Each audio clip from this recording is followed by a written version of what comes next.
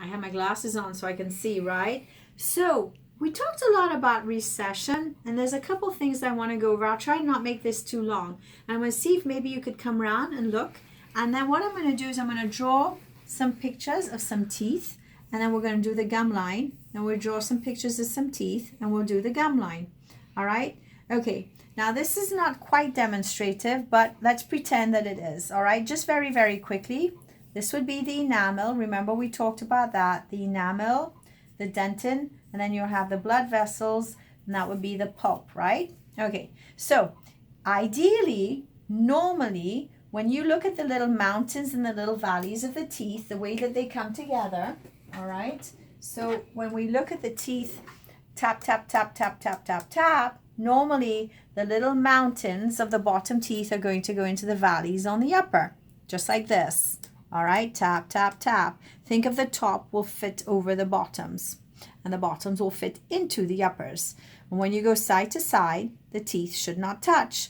Well, unfortunately, most of us have a hit and then a slide. So it goes in, and then instead it'll hit and then slide. Well, guess what? That creates a lot of pressure. And then same thing here, a hit and then a slide. Now my picture wasn't as demonstrative as I would like it to do, because sometimes when you go side to side, let's say these are a little bit bigger, then that creates a lot of stress here too.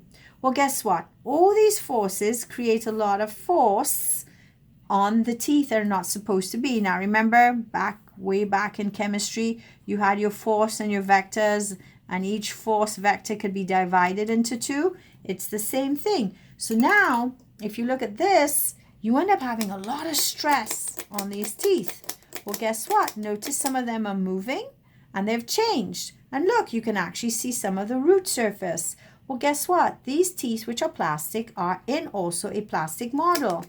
What happens here now is you'll see that in real life, you'll end up with a notch. And a lot of times it's under the gum line. But you get told, hey, you have a lot of recession, you brushed too hard. How could you explain that half the notch is above the gum line and the other half is under? Dun, dun, dun, dun. We'll explain tomorrow.